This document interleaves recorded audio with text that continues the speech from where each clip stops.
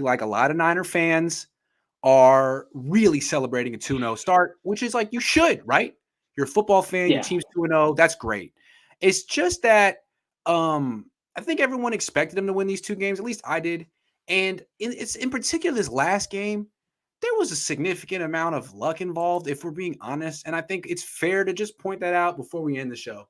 Like, celebrate this win, but understand that it's largely because Jalen Rieger's the outside of his right foot, the outside of his 2 feet, clipped the boundary on a touchdown. Jaquiski Tartt took the perfect angle and had the speed to run across the field and drag down Kes Watkins. I didn't see that coming. And Javon Kinlaw is 6'5" and can jump 30-something inches in the air. And that's not luck, but those were all like game of inches type of stuff.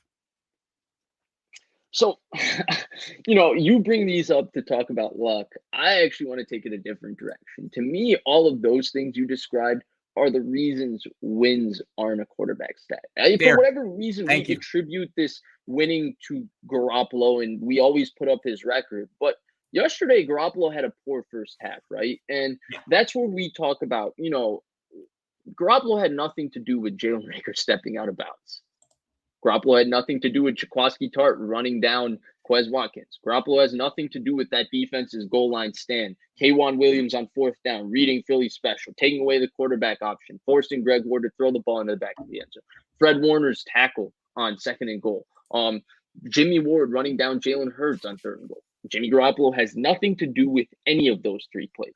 Garoppolo has nothing to do with Nick Sirianni calling the worst Philly special ever on 4th and goal from the 2. And so these are the things where I look at it and say, okay, you're going to say wins are a quarterback stat, but there's some, like, he has nothing to do with Javon Kinlaw blocking that field goal. And we give all of these factors and we say, he wins. But there's so many things that happen in a football game that cause the Niners to win. Oh, that's funny. That have nothing to do with Jimmy Garoppolo. And I don't know why, for whatever reason, we have made wins a quarterback stat. I think there's a lot of games where quarterbacks play bad and they still win, and we don't go parading their record. I brought up Mitch Trubisky the other day, bringing up or yesterday, and my tweet ran. I mean, you can go through it. It's not. I would not recommend it. My Twitter notifications are an absolute cesspool. I really feel that Jared Goff. The problem with Jared Goff is he forgot how to win. He used to know, and then he forgot. It slipped his mind. Also, Mitchell Trubisky slipped his mind.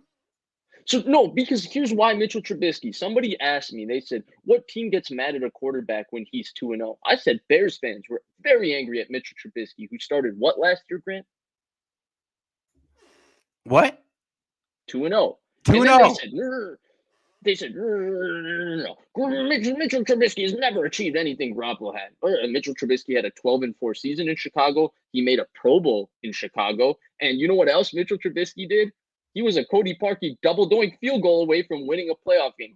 Garoppolo, he's better because Raheem Mostert and Tevin Coleman had a real good run game against the Vikings, and Nick Bosa sacked Kirk Cousins 3 times. And then he threw the ball 8 times, which Trubisky couldn't have made those 8 times. The point is, I'm not comparing Garoppolo and Trubisky. Garoppolo is better than Trubisky, right? But attributing wins to a quarterback when there's so many things that happen in a football game that have nothing to do with the quarterback, and then saying the quarterback's the reason the team won, it's garbage to me. It's BS. I mean, you look at all the things Justin Herbert did last year as a rookie, and the Chargers still lost, or those losses on Justin Herbert. He played about as good as you can play. You look at some of the games in 2019, especially early, and you look at how poorly Garoppolo played, and still the Niners won, and they won by Jimmy Garoppolo was actually on the sideline talking to Diamondor Lenore before that throw to Rieger and told him squeeze him.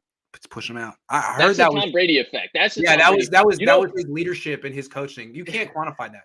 You know that's what Tom does. You know, Tom Brady this season he tells the defense to play better. It's amazing. Yeah. It's the Tom Brady effect. Yeah, he walks up and down the sideline and says, "Guys, play better," and they do. He's the reason Malcolm Butler intercepted that pass at the 1.5-yard line. Yeah, I mean, I would actually say that Tom Brady intercepted that more or less. Jason says, "You guys, what?" This is the BS that we have to go through. If there's one thing I can make an impact in anything in life, I would like to make football a universal conversation where society finally accepts that we need to stop attributing wins as a quarterback stat and rating quarterbacks by the record. Because this year, when Matthew Stafford goes 12-5 and everybody says he's a good quarterback, I'll say, oh, little old me was saying he was a really, really good quarterback in Detroit when he was going 8-65 against winning teams. Also, also, if Jimmy Garoppolo is starting right now because he wins, let's just remind everyone that Trey Lance never lost a game in college. So if we're basing this on QB wins, he's got a great argument to start. Jason says you guys are forgetting one thing. It's a lot harder to win on the road. You think when you go home, you're going to see their offense better. Okay, I feel that. Let's see him execute at home. They're going up against a pretty. What do you think of this real quick? Green Bay's defense, is it anything? We'll see tonight. Good point. Last we'll one. see how they do against the Detroit run game. The Niners. True. Yeah, Anthony Lynn's a good run game coordinator. We'll see how they do against that. That's true. Keneal says, and also Jared Goff, he knows how to win. Well, he used to.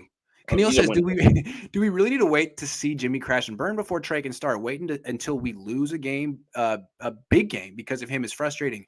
I mean, that's what I've been saying. But the Niners are all in with this approach. Yes, that's what's going to have to happen, I would think. Yes. Unless Kyle is going to ready to make the switch at the last freaking minute in the game. Let me say this though, there might be a point where, and the person who always talked about this is Chris Sims when they drafted Trey Lance, and he said one of the reasons Trey Lance makes him nervous is because Jimmy Garoppolo is beloved in that locker room. What happens if they start 8-0? Even if he has a bad game to move them to 8-1, he has an 8-game sample size where you started 8-0. You can't move to Trey Lance and give up on him after one loss or one bad game. Or one bad game that forces them to lose. There might be other bad games along the way. And so I think that's the big quandary. I don't think they have a plan. I think they're just letting it ride and seeing where the chips fall. And we'll see how it turns out. I'd be really disappointed if I were Trey Lance and his agent. It's too bad.